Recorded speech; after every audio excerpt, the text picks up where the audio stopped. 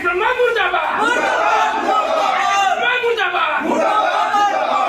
Brahma go away! Rakesh Brahma go away! UPPL! UPPL! UPPL Zindabad! Brahma Koro Zindabad! Brahma Koro Zindabad! Mosulpur Block UPPL Zindabad! Mosulpur Block UPPL Zindabad!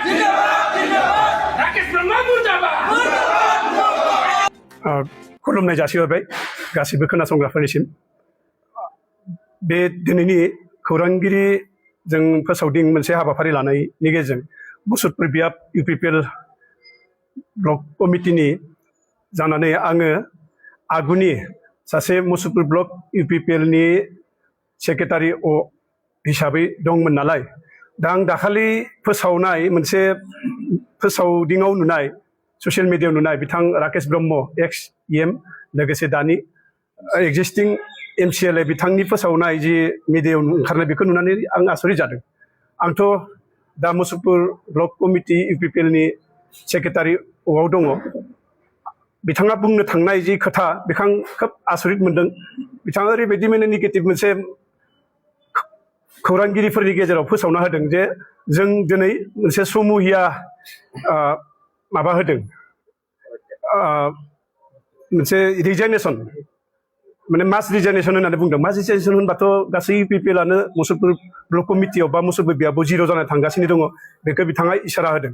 बेथ' नंखाय दिनै बेहाय आंजों लोगोसे नोंथांमोननि सिगाङाव जा Musulpur block youth कमिटिनि president UPPL नि आरो सोद्रोमाफोर लोगोसे जा डिस्ट्रिक्ट आरो CWC बिथांमोन दैदेनगिरिफ्रा मुसुलपुर ब्लक कमिटिनि बेन्दोङावनो गोग्लैयो। बिथांमोनाथ' दासिमबो दङ एक्जिस्टिं दाबो खामानि मावगासिनो दङ। बे हिसाबै बिथांनि बुंनायफ्रा बेसलेस आरो भित्तिहीन होननानै जोङो बुंनो थांदों।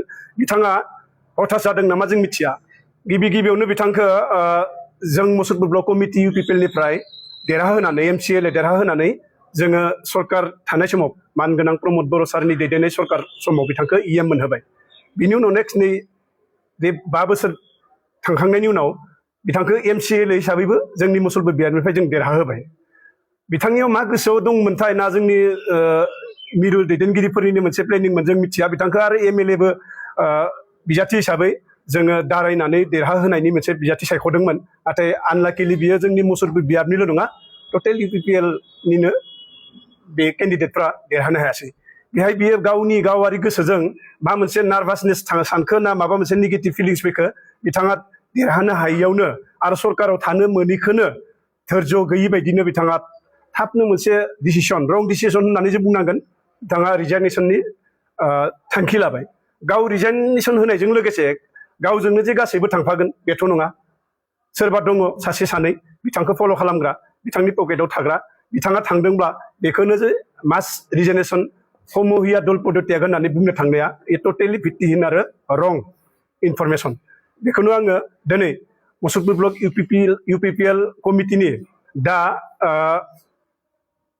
माने जोंथ' डिजल्भ जायाखै ब्लक कमिटिया आरो सेन्ट्रेलाबो डिस्ट्रिक्टआबो जोंखौ डिजल्भ खालामाखै। बे हिसाबै जों एक्जिस्टिं ब्लक कमिटिया दङ। साफा सानै थांदोंबाबो आं एक्जिस्टिं दा सेक्रेटारि मोन आरो दा फैगौ समाव साफा सानै जोंहा रिजाइनेसन होनाय जादोंब्ला बेखौ रिसाफल खालामनायनि आरो जों बेखौ गोदान स्ट्रेंथेन खालामफिननायनि मोनसे हयथ' गोजौनिफ्राय जोङो गाइडलाइन मोनगोन। बे हिसाबै जों खालामनानै लागोन निश्चय। बिनि बिदिन्थिखौ आं आगोलावनो होखांबाय।